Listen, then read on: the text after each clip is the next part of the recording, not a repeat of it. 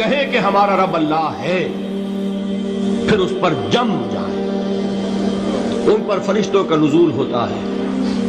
نہ کوئی غم کرو نہ خوف، خوشیاں مناؤ جنت کی جس کا تم سے وعدہ کیا گیا تھا. اللہ کی ربوبیت پر اطمینان جب انسان کو ہو جاتا ہے، میرا رب اللہ ہے، ربی اللہ، انسان کے لیے نہ کوئی کھٹکا، نہ کوئی خطرہ، نہ کوئی خوف، نہ کوئی حزن. جو کچھ ہو رہا ہے کس کے اذن سے ہو رہا ہے؟ اللہ کے اذن سے. اللہ کے اذن کے بغیر پتا تک نہیں ہلتا. یہ کوئی اندھا بہرا مادہ نہیں ہے جس سے مجھے کوئی خوف ہو. اندھا بھینسا چلا آ رہا ہو اس سے تو ڈرنے کا ہر انسان کو ڈرنا چاہیے، نہ معلوم کس کو ٹکر مار دے. لیکن نہیں، اس کائنات کو چلانے والا ایک سمیع و بصیر خدا ہے. وہ جو میرا دوست ہے، میرا ولی ہے. اللہ ولی الذین آمنوا یخرجہم من الظلمات الی النور. اللہ اہل ایمان کا ولی ہے، ساتھی ہے، پشت پناہ ہے، مددگار ہے، حمایتی ہے. بتائیے جسے یقین ہو جائے کہ اللہ میرا مددگار، اللہ میرا محافظ، اللہ میرا پشت پناہ، اللہ میرا حمایتی، اس کے لیے کوئی خوف ہوگا؟ اس سے کوئی ڈر ہوگا؟ میں مثال دیا کرتا ہوں ایک بہت سادہ پنجاب کے دیہات کی. تو بڑا چودھری ہے اور کوئی غریب کسان ہے. اس غریب کسان کے جانوروں کو ہر وقت اندیشہ ہوگا چوری کا. کوئی میری بھینس کھول کر نہ لے جائے، کوئی میرا بیل کھول کر نہ لے جائے. لیکن جس کے بارے میں یہ سب کو معلوم ہو کہ وہ جو بڑا چودھری ہے وہ اس کا دوست ہے، اس کی بچیا کو کوئی خوف ہوگا؟ اس کی بھینس پر کوئی ہاتھ ڈالے گا؟ اسے کوئی اندیشہ ہوگا؟ نہیں. کیوں؟ کہ وہ بڑا چودھری، بڑا اس کا یہاں کا سردار، جاگیردار، سب کو معلوم ہے وہ میرا دوست ہے، کوئی میرے خلاف اقدام نہیں کر سکتا. اس دنیا میں یہ چھوٹی سی بات اگر آپ کے دلی اطمینان اور سکون کا باعث بن سکتی ہے تو ذرا تصور کیجئے. میں لفظ تصور استعمال کروں گا صرف اس لیے کہ اس کا ہم جس کو کہتے ہیں ادراک اور شعور کر نہیں سکتے، اگر کے ساتھ کر سکتے. اگر یقین ہو کہ اللہ میرا مددگار اور یقین ہو کہ اللہ ہر آن میرے ساتھ ہے، پھر کوئی خوف؟ کس کا خوف؟ کوئی شے اللہ سے بالا تر ہے؟ کوئی قوت اس سے زیادہ طاقتور ہے؟ کوئی اس کے ارادے کو بدلنے والا ہے؟ کوئی اس کی مشیت کے آڑے آنے والا ہے؟ یہی بات ہے جو حضور نے فرمائی. یہ ایمان کا حاصل ہے لب لباب کہ دیکھو اچھی طرح اس بات کو ذہن نشین کر لو. اگر تمام انسان مل کر تمہیں کوئی نقصان پہنچانا چاہے نہیں پہنچا سکتے مگر جو کچھ اللہ نے لکھ دیا ہو، اور تمام انسان مل کر تمہیں کوئی نفع پہنچانا چاہے نہیں پہنچا سکتے مگر وہ شے جو اللہ نے طے کر دی. آپ پھر میں کہوں گا ذرا طاری کیجئے، اسے فرض کیجئے، اسے سوچئے. اگر اس حدیث پر ہمارا دل ٹھکا ہوا ہو تو کسی سے ڈر ہوگا؟ یہ مجھے نقصان نہ پہنچا دے، یہ میری رپورٹ خراب نہ کر دے، یہ میری انکریمنٹ نہ رکوا دے، یہ میرا یہ نہ بگاڑ دے، یہ میرا یہ نقصان نہ پہنچا دے. اس کا ڈر، اس کا ڈر، اس کا خوف، اس کی خوشامد، اس کے لیے جا کر طرح طرح سے اپنی عزت نفس کو ذلیل کروانا اس کے سامنے. یہ سب کچھ کیوں کرتا ہے انسان؟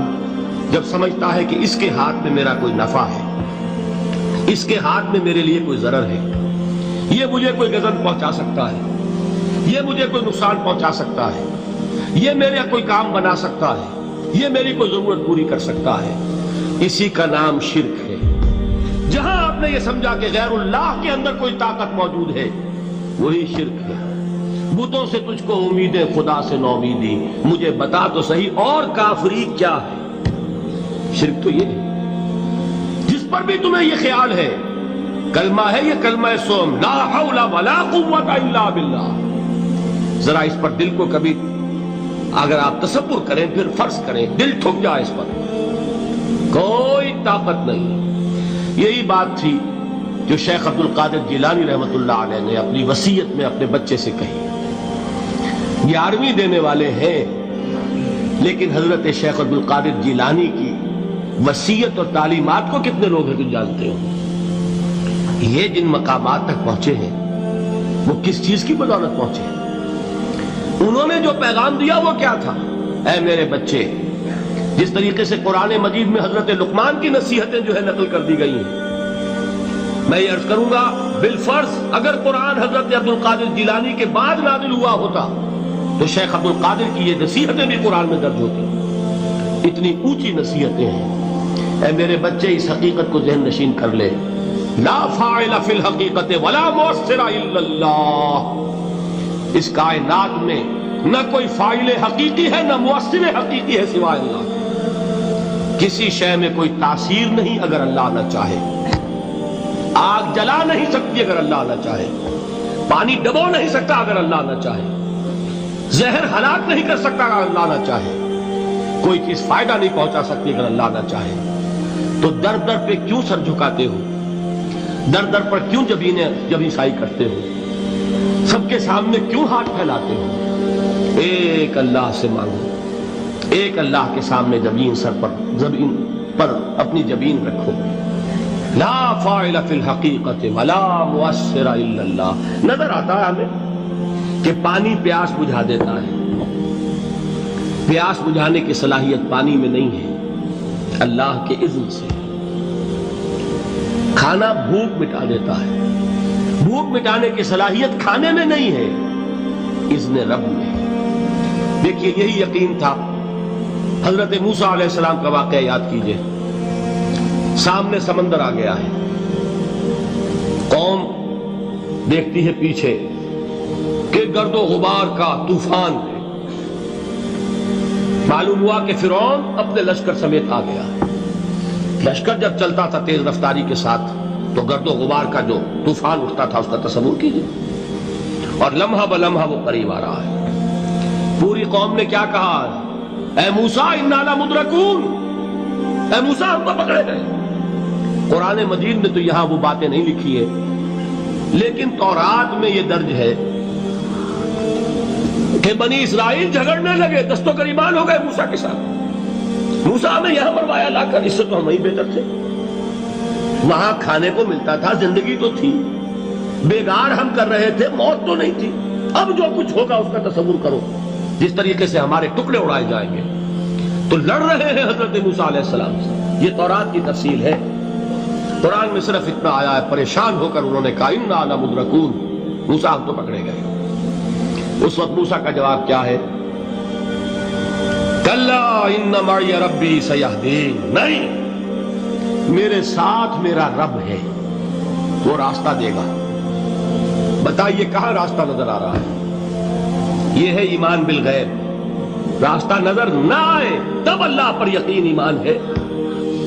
جیب میں پیسے ہوں اور تب دل کو اطمینان ہے تو ایمان کس پر ہوا؟ پیسے پر، اللہ پر نہیں.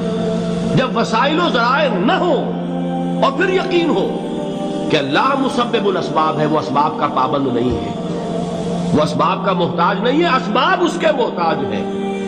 اگر یہ یقین ہے تو اللہ پر ایمان ہے. یہ نہیں ہے تو تمہارا ایمان اسباب پر ہے، وسائل پر ہے، ذرائع پر ہے، مادیات پر ہے، اللہ پر نہیں. اس وقت کہاں راستہ تھا؟ کوئی راستہ تھا؟ سمندر ہے اور ادھر سے لشکر آ گیا ہے. کلا ان معی ربی سیہدین. اب دیکھیے ایمان کہہ دینا آسان ہے، ہوا معکم اینما کنتم، جہاں کہیں بھی تم ہوتے ہو اللہ تمہارے ساتھ ہوتا ہے. لیکن اس کا یقین قائم ہو جائے تو زمین و آسمان کا فرق واقع ہو جائے.